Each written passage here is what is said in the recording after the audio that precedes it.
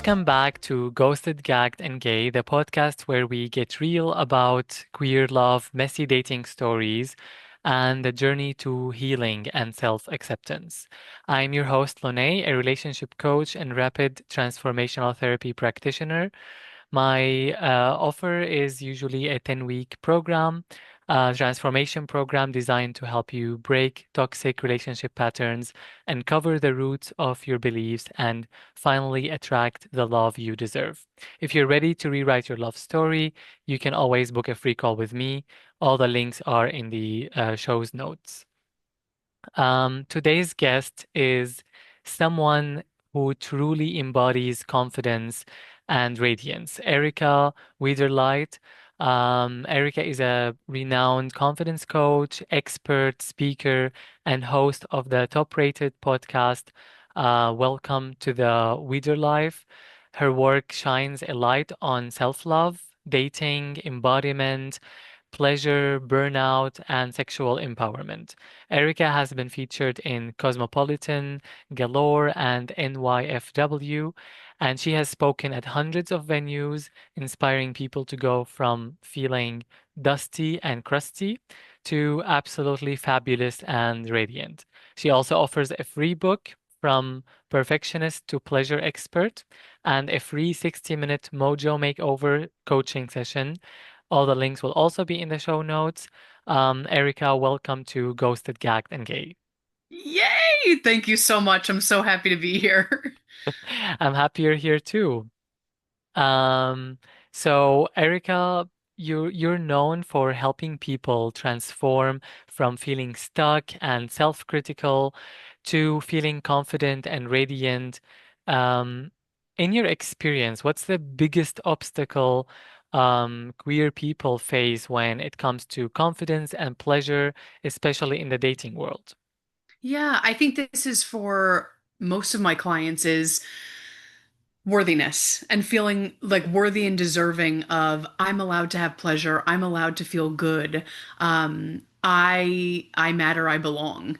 And everyone's different, right? Everyone's story is different. And what's so interesting is I say I work with all different types of clients and they come into the Zoom room and you'd think, oh, this person are so different. You think they're so different. They live in a different country, they're from a different background. And usually it's the same thing. I mean, it's similar to your work and it's we all want to feel loved. We all want to feel pleasure. We want to feel fabulous. We want to feel good.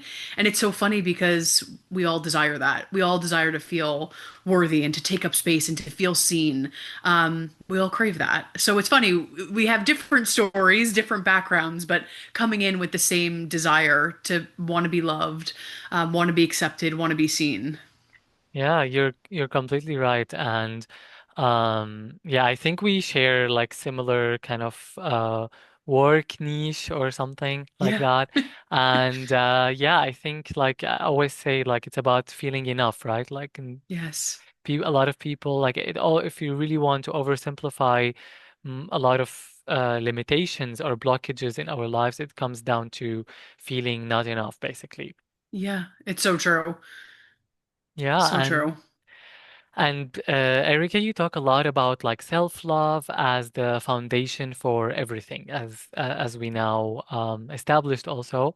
So since you're like a lot of your clients are from the queer community, so for those clients or for those queer people who came to you that who have been like ghosted, rejected, Mhm. or struggled with some toxic dating or relationship patterns, what are some real practical steps to start rebuilding that self-love?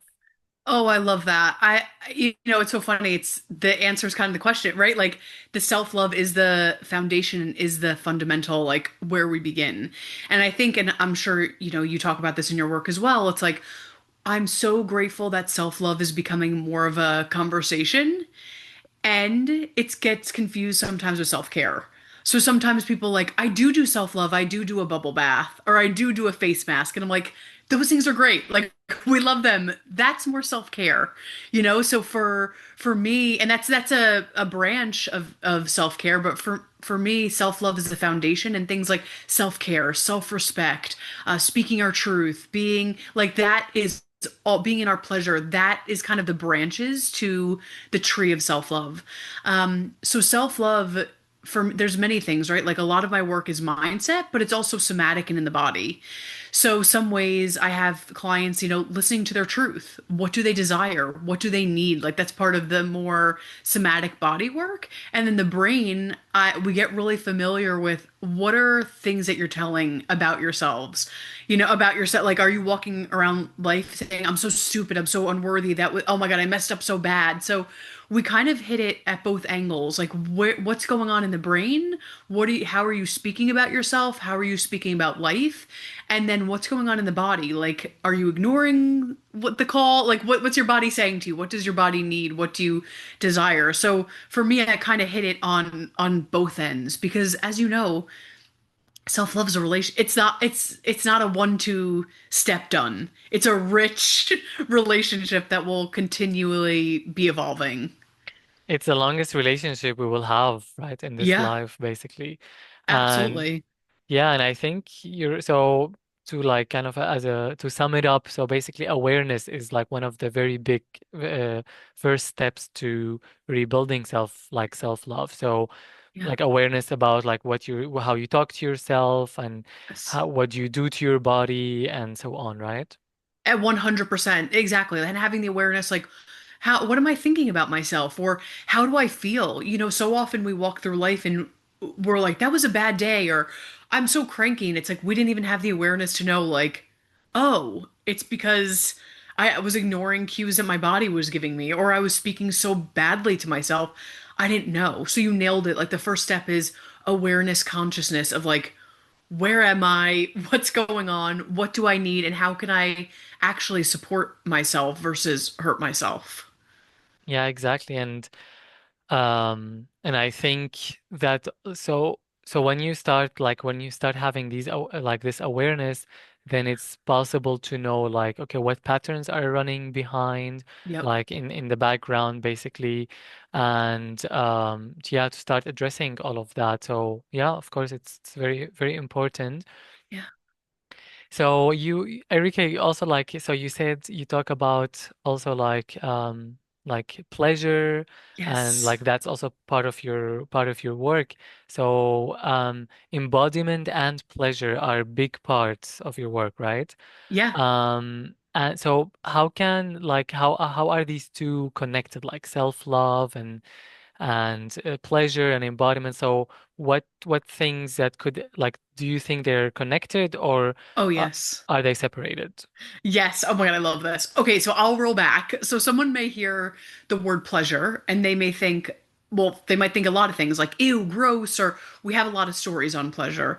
But we do think, oh, pleasure is just sexuality and sensuality. And while that can be true, what I mean is pleasure, even enjoying your morning tea or being in a conversation with someone or listening to the jazz music and really hearing all the different notes and tones and textures, right? Like it's really being alive.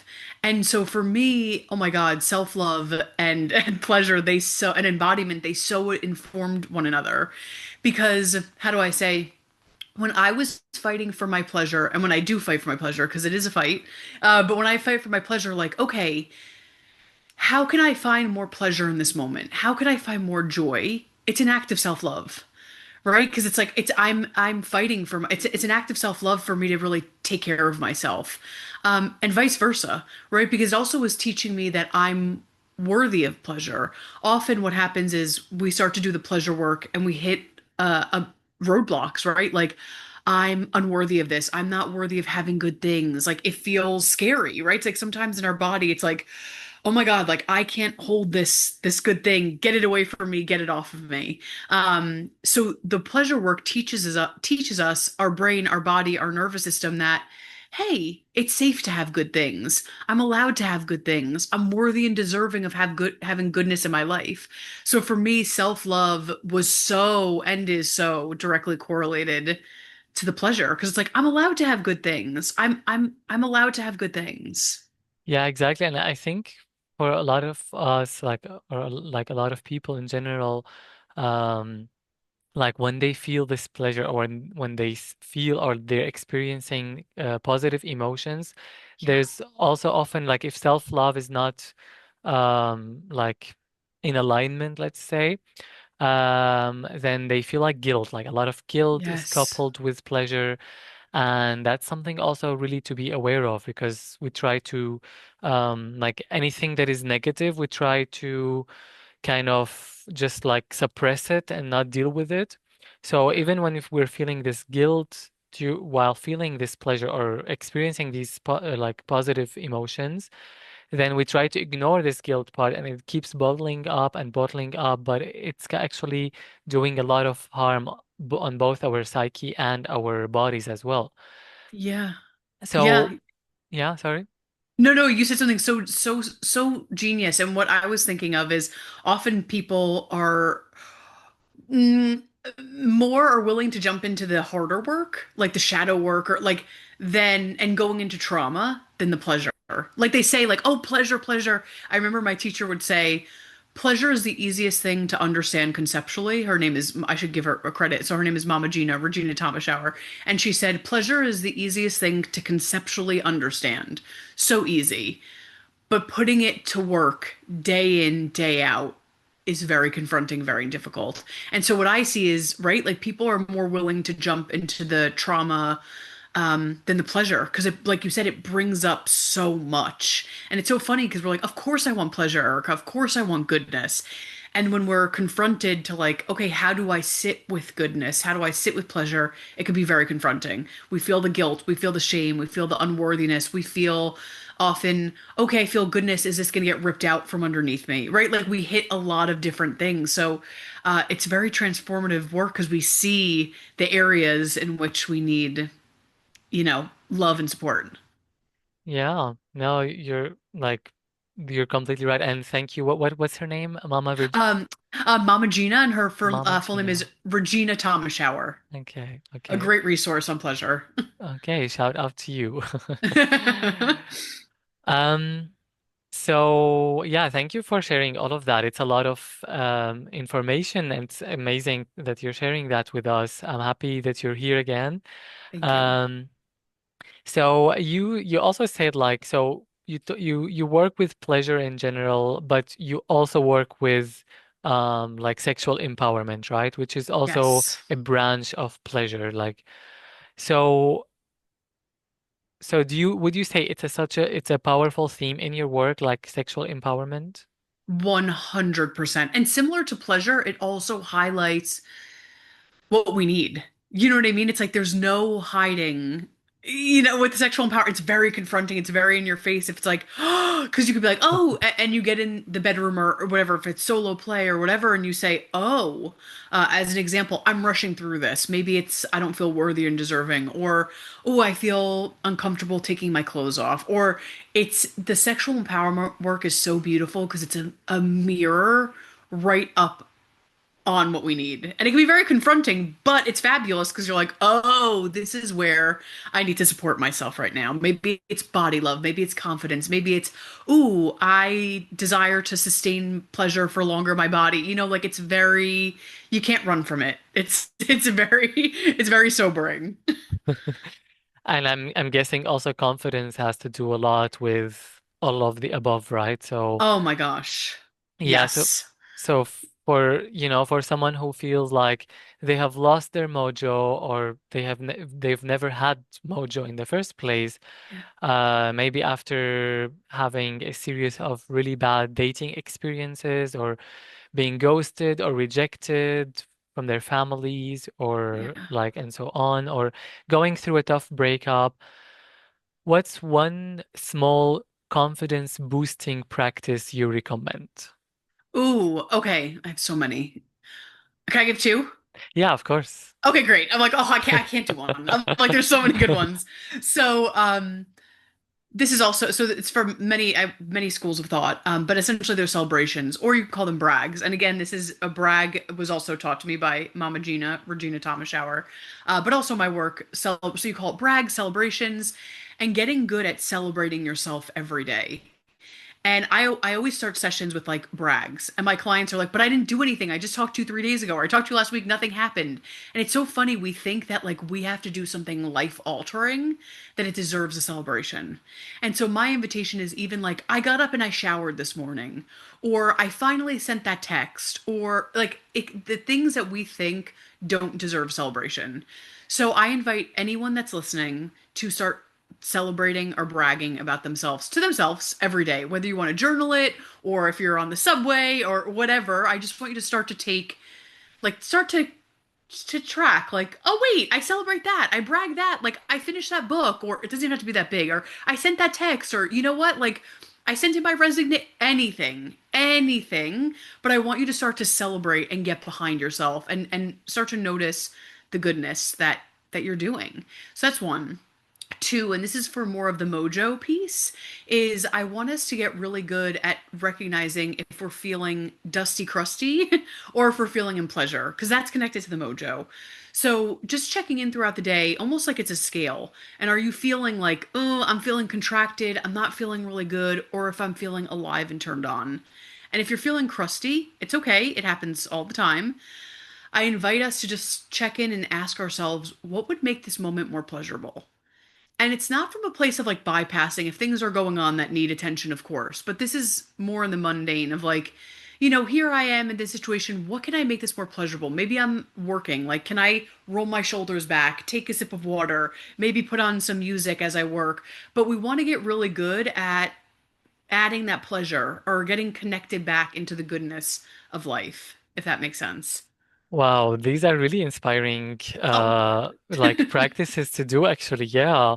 So I equally invite other like everyone who's listening to write in the comments like three brags yes. and if you're feeling down at the moment, what would make this moment feel special or just Yes. having positive emotions right this moment.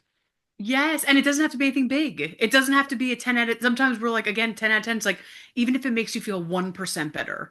Like I rolled my shoulders back, I took a breath. Great. Like just slowly starting to build that pleasure and that enjoyment.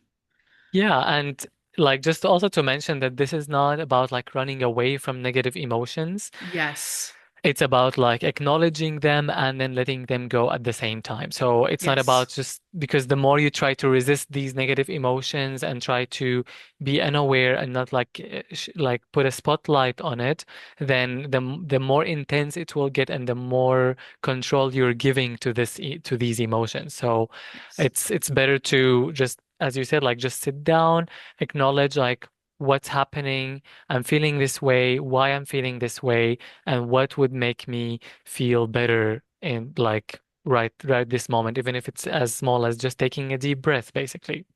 Yeah, exactly. Exactly. I love, and also it helps us deal with the darker emotions better because we're like, oh, I know how to deal with this, or it helps us really be comfortable with ourselves, the full spectrum of who we are. Exactly. And if you're new to this, like you maybe one exercise or one ritual won't really work for you, but don't give up. Like keep trying Yeah, different methods, different steps, and of course, if you need help, Erica is there. definitely. So. Erica, do you like you also deal with burnouts, right? Like I'm sure Yeah. a lot of your clients come to you and they're like experiencing burnout, especially in this like modern days, a lot of things to do, a lot of expectations. And maybe especially like in the queer spaces, where we're often like navigating even extra layers of stress. What are your favorite ways to recognize burnout and set boundaries, both in dating and in life? Oh, I love this. Okay, so the first thing that there's a few things, but the first thing that comes to mind is like, again, like you said, awareness and having the awareness of like, am I burnt out, or just kind of like what's going on in our body. So something that adding to the list, right, of Bragg's the pleasure scale, something that I want to add is asking ourselves regularly, how am I? What do I need? Because often we don't even know. So we're like, I know I should set boundaries, but what does that mean? What does that look like? Like, it just feels overwhelming. Like, I know I'm burnt out. I know that this situation isn't working, but what do I do? So I invite everyone just to continuously ask themselves, like, what do I need? Like, if I'm so burnt out, what do I need in this situation? Is it a corporate situation where I need to ask them, like, can I work one day, from work from home or what, like so getting really clear with like what do I need? What do I need? What does my body need? Um, and then we can ask. Because often it's like boundaries asking, but we're like, again, I don't even know what I need. So the first question is, what do I need? Getting really clear about that. Can we give that to ourselves? Great. Or do we need to outsource that, right? So if we're in partnership and in relationship, getting really clear with our needs and then having the confidence to speak those needs in that relationship. Yeah, and thank you for sharing these tips, but also like do you ever get clients where they are burnt out, but they don't know that they're there. Like they don't know they're burnt out. They just kind of push Yes. through life. How do Yeah. you actually deal with that? Like how do you tell somebody like, okay, look, you are burnt out? Yeah. What's so funny is I think the pleasure work, so coupled with the pleasure work, I think they're like, oh, because if part of the thing is part of my life's intention is to follow my pleasure when appropriate, right? Or like to follow what lights me up and makes me feel alive. You start to see like, oh no, like you see what's out of alignment, which is good, but you're like, oh no. So if you're like, my part of my job is to, um, when appropriate, right? Like be in alignment, feel good, feel alive. You start to see like, oh my gosh, I am so burnt out. So that's why the pleasure work can be so powerful because again, it's a light on. I'm feeling crunchy here, or I'm feeling stuck, or I'm feeling crusty. Yeah. Wow, yeah. I can like just a simple question like that Right. is yeah, and I think it's also the questions like what do I need? Like how am I feeling and what do I need? I think that Yeah. also brings up a lot of emotions and a lot of things that we don't know. Like, okay, maybe I need to, quit my job, but I cannot quit my job because I Yeah. need money or something. And then you're already on your way to like finding out what you actually need and how to find a good solution that fits both your life and make you feel better. Yeah, and to interject really quick, something it could be as big as quitting my job, but often for anyone, but especially when we've experienced rejection or like we feel we are so sometimes not in tap with our needs. And so it could be as big as quitting our job, but sometimes people don't even know, like, oh my gosh, I was holding my going to the bathroom, or I didn't know, like, I'm actually so thirsty, or, like, so sometimes people are like, what do I need? And they're like, I think I just need a sip of water. Or like, I actually have to go to the bathroom. Like sometimes we don't even allow ourselves to check in. And it is almost like inner parenting ourselves, right? Like where we have that supportive parent, like, hi, honey, or parent or caregiver, like, what do you need? You need to go to the bathroom? Go to the bathroom. Like, you need some water? Like that, it sounds so basic, but there is something to it of like making sure first and foremost, our basic needs are taken care of, and then all of our needs that we can thrive. Yeah, that's so true. Even like moms or dads, like in Yeah. general, even like when you grow up, like they keep asking you the same questions and we like you get annoyed by that, but like, do you need to go to the bathroom before we leave or something Right. like that? It's so But true. yeah, and sometimes like it still works, right? It's like, oh yeah, I actually want to go to the bathroom. Right. Yeah, like, oh wait, yes, exactly. Or like, oh, I didn't know, like I'm hungry. Like, especially with the burnout, we just usually keep going. We're on a hamster wheel and we just keep going, like keep pushing, keep pushing, keep pushing. But the question of what do I need kind of interrupts that of like, I need sleep, or I need to eat a meal that feels really nourishing, or I like it's a kind of a pattern interrupter, which is amazing. Yeah, and actually your book is kind of goes hand in hand with, well, one of the main reasons for burnout, which is perfectionism. Yep. So your book is called again From Perfectionist to Pleasure Expert. So how does perfectionism show up in the queer community, like the queer dating Mm. especially, from your experience? Yeah, I think a lot of people can get lost in what perfect looks like. And oh, I'm this type, so I should look like this, or I should act like this. And I see, oh, my heart hurts. It just like just talking about it and think I'm like, oh my gosh, just thinking like, oh, I don't look exactly like this, or I'm supposed to be this like this type casting and putting themselves in boxes of what should be, and that just that there's a lot of perfectionism. I have to look this way, I have to behave, I have to make this much money, I have to this like the level of perfectionism um is often big in my conversations with clients. Like that's often a theme that runs really deep, that I need to be perfect to be loved. Yeah. And Yeah. also like they need something needs to be perfect so that and then only then they can enjoy and feel pleasure, right? So Yes. what's like one way to shift this perspective like from perfectionism to more authentic pleasure? Yeah, I think that's the kind of the if that's something that, someone's listening and they're like, "Oh my gosh, that's me." I really invite them into the pleasure work and asking, even if you want to set alarms on your phone every day and being like, "How can I make this more pleasurable?" Because it is interrupting the pattern of thinking like I can finally enjoy, like I could be in pleasure, I could be in radiance once I'm this weight, I make this much money. Like we often wait to have enjoyment once we hit the goals. Yeah, that's true. I make this much money, I do that. So I invite everyone, even though it's hard, it's uncomfortable. How can I add more pleasure to my day today? Yes, we could still, if those things come to fruition, we're still working towards those goals and desires and dreams if something feels genuine. And how can I add more pleasure? Because I'm worthy and deserving as I am right here, right now. Yeah, well, golden words, Yeah. Erica.